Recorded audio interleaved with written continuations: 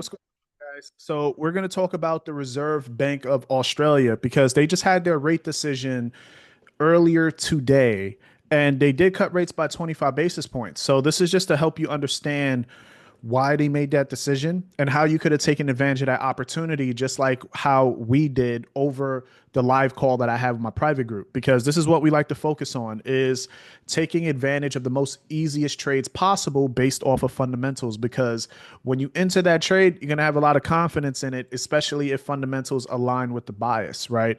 So what we had at the rate decision, as we could just see, I'll just show you guys right here that the RBA, they cut rates by 25 basis points. And with that cut, right, I'm going to explain what one of the reasons why they went further with that decision. But when you first approaching a rate decision, you have to see what is the bigger picture. What is the markets actually focusing on?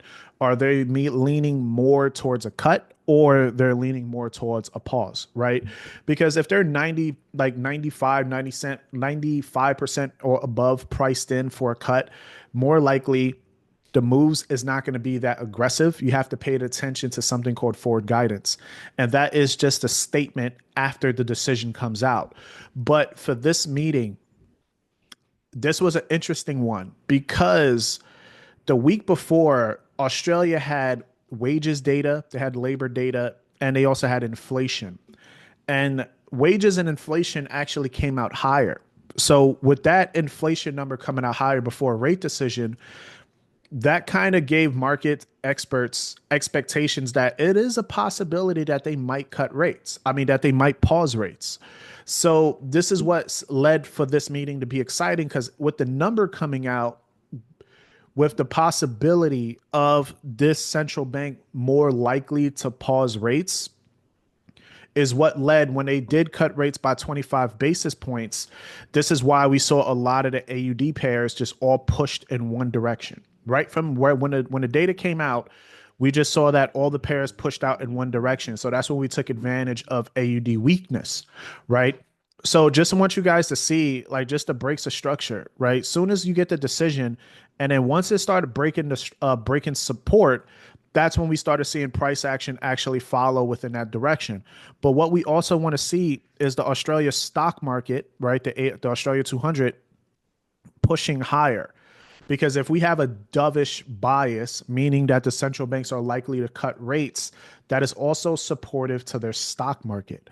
So when we see that correlation of a weaker currency and a stronger equity market, that's how you know you're pretty much in the right direction and that the markets is pretty much following and focusing exactly what you're paying attention to. Right. So that is why, that was really an easy trade. But one of the comments that we had to pay attention from Michelle Burlock, she also said there was a discussion about 50 basis points. That is overly aggressive. That's an aggressive rate cut, right? So when the markets was just looking at the possibility of a pause, but instead of that, she came out and said, hey, we was also discussing about a possible 50, and the board was there to view that a 25 basis point was the right number.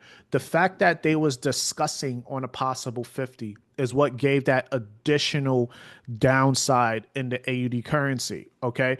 Because that's overly aggressive. So it's just meaning that they're overly optimistic in rate cuts, right? And she also said that in the bottom, that the bank's confidence in the decision to cut rates as risk of inflation surge appears diminished. So that's also dovish.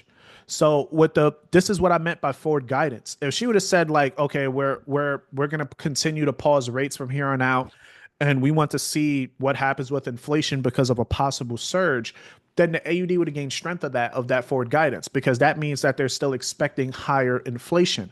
But saying that, like, it seems like the spike of inflation is diminishing, that is also giving us those expectations that, hey, they're probably going to start looking to cut rates more further.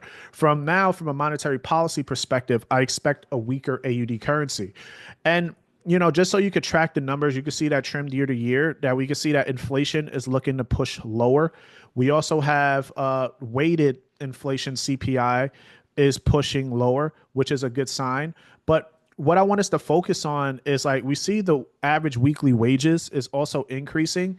So wages and hourly pay is the problem with Australia now. So I would focus on labor data moving forward and the wages data, because if that could start turning around, then most likely we're going to continue to get that fundamental bias for that AUD weakness. Okay. So that's one of the reasons why we was able to take advantage of the weakness right there, or hold it all the way. Just think about it, all the way from up here from 12.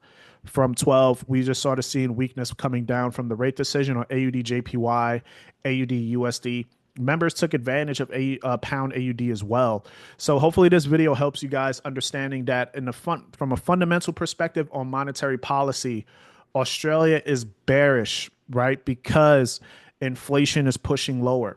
Members of the central bank of the RBA are looking, they was even discussing a 50 basis point cut. That's another reason to be looking for weakness.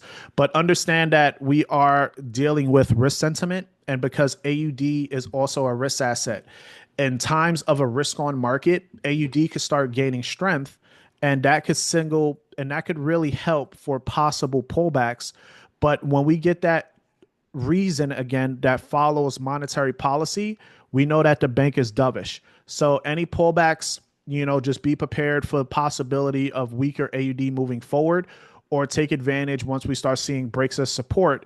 And also, if we get a risk off market, we see market fear, that is additional reasons to enter sells in AUD. Okay, so have a good one, guys. Hopefully this was helpful. Put it in the comments if you have any questions.